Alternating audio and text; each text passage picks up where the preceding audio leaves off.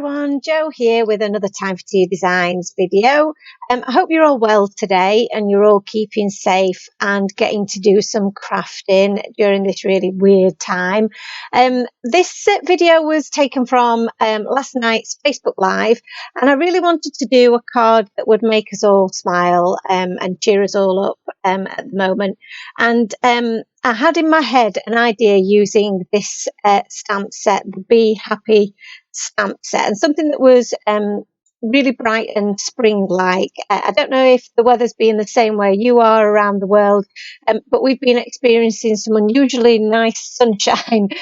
So it's been really nice to be outside in it when we can go outside at the moment. So I'm just stamping up my images first, and I've selected two of my bees from that Be Happy stamp set, and I've also selected a little tree that's from the Moverless stamp set because I'm going to create a little scene in my background today. So I'm stamping those out with some Lawn Fawn jet black ink, and I'm just using my stamping platform to help me get a really nice crisp image. As you can see, it did take me a couple of attempts to stamp those images out and get them really nice and crisp and black, particularly the areas on the bee where they're already coloured in for me, but I wanted to make sure that they were a really nice solid black. So I'm going to colour my images with my Polychromo pencils today. I really enjoyed using them on the last tutorial that we did. So because the images are quite small, these are the ideal image to use with my pencils. I can use the sharpened nib just to get into the finer detail, but I also can get some really nice shades in there too. So I'm starting with a couple of shades of my yellow pencil and then just working those through, blending those together, and then adding a little bit of this orange shade just to deepen those shadows to make my bees look like they were a little bit round. You can't see as well on the video, but you'll see in the pictures at the end that does create a really nice warm sort of honey colour to the bees. For the basket, I'm just using shades of brown, and then I'm going to colour up all of my my little flowers in a selection of rainbow colours. I really enjoy using a rainbow colour scheme whenever I can, so it's great that those colours are within this pencil set, and it also worked really nice with the design that I've got in mind today. So I've worked through those colours that are in the set, some blues, some yellowy oranges, and the greens, and then some reds as well. And for those wings, I'm just using this really lovely like cornflower blue to add a little bit of blue colour to the wings, a little bit darker shading towards the body of the bees, and then fading that out towards the edges. I do intend on adding some sparkle to those wings, which I really love to do at the end. So just a little bit of base colour is all that's needed. For the little honey pot, I'm using just some shades of red. So using my pencil really with a gentle touch to begin with my first layer, and then deepening that with the sharpened nib of the pencil to create a little bit of dimension, and then going in with an even darker shade of red to add a little bit more shading around those edges. Moving on to my trees now. So I did stamp out this tree branch, and in the end I didn't use it. I wasn't sure that I would, because proportionally it doesn't work with the other tree, but I wasn't sure whether I might choose one over the other. I was never going to use both, but I wasn't quite sure which one was going to work at this point.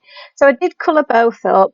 I didn't really like how I'd coloured the branch itself. I felt that the browns that I'd used were a little bit too red, although on screen they actually look quite nice, and in reality the tree that I did use did work out really well. But I think I'd already decided in my head that I wasn't going to use that branch, so I didn't spend a lot of time correcting that.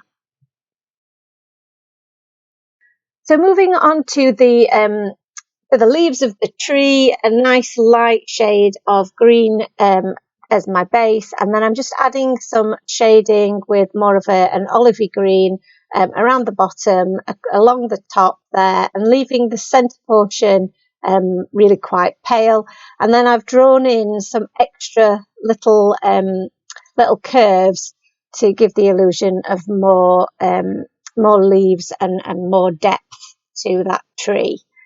And just finally, to add a little bit more shadow, a little bit of a darker green, just emphasising some of those areas that I've drawn in, and then around the underneath of that tree.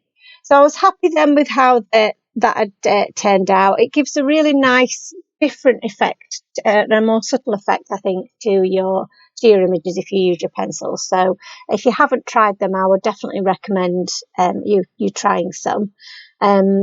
So I'm using my coordinating dies now just to cut out each of my images.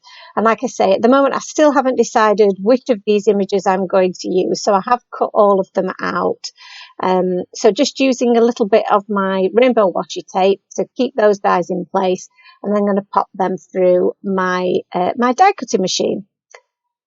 So one of my favourite things is to pop out the dies once they've been through the machine, and just seeing those come out of the little dies with that little white border around the edge and them so clean and crisp. I do love this bit. It's one of the many joys that we get while crafting, and seeing all of those images now cut out is just it really makes me smile. So onto our card base. So I'm creating my card background directly onto my card base. So the card base that I'm using is one of our own super smooth A6 top folding card bases. These are a great card base just for general use, but they're also really good because they're of a really nice bright white smooth texture, so you can blend straight onto them. So that's a real plus point for them, and why I love these and had to stock them in the shop. So I've added my hexagon, my Be Happy stencil onto the card front, and now I'm just using some of my purple tape to put the tiniest little border around the edge of my card base, and you can just about see that through the purple tape. I wanted there to be a little bit of a frame around the card, so but I didn't want a double thickness of cardstock, which is why I'm stenciling directly onto my card front. So going straight in there with my first bit of yellow and some fossilized amber. I then went in with some wild honey, just to add a bit more warmth and a bit more colour, and then finally going in with some carved pumpkin, and this really does just bring this stencil to life. So using my beautiful blender brush to push that in there, I've used the same brush throughout, so between each colour all I've done is give that brush a rub onto a microfiber cloth, and that has been absolutely fine. It's cleaned up my brush so that I can then apply the next colour. So I wanted to add a little bit more shimmer to my background, and I decided to add some of my Finetec paint. So I did go initially with the bronze, but I felt that the gold worked better with the colour scheme.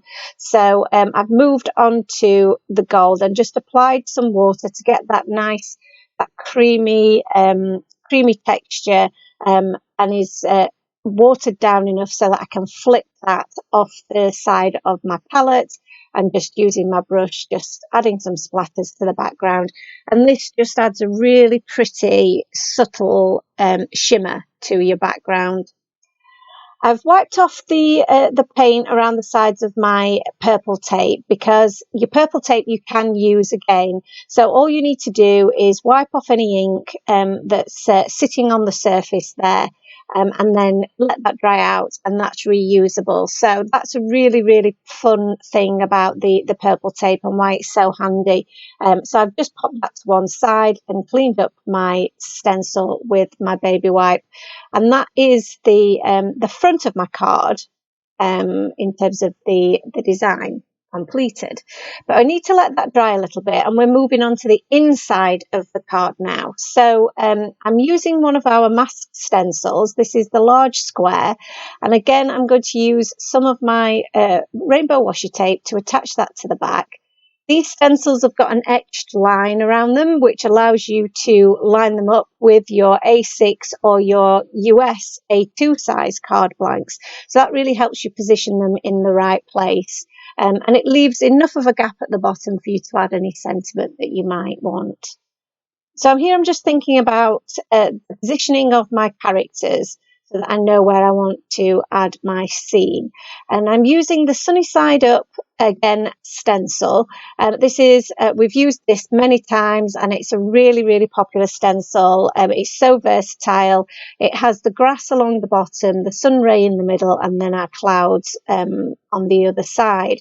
So I'm using the grass portion of the stencil at the moment just to create the ground for my scene, and that will be masked off perfectly by our square masking stencil that we've also got laid down on our card blank.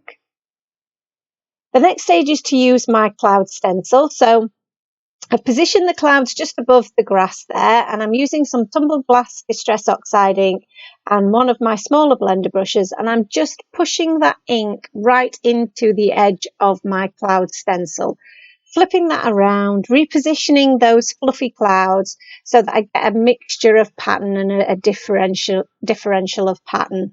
And then I'm going to fill in any of those really stark white areas with a tiny bit more of that Distress Oxide tumbled glass. So now we've removed our masking stencil and just removing that tape off the back. We're now going to reveal that background that we've just created by creating a window in the front of our card. So I'm going to use that same masking stencil to help me position the die, because I know that that's then going to sit right in the middle of our scene.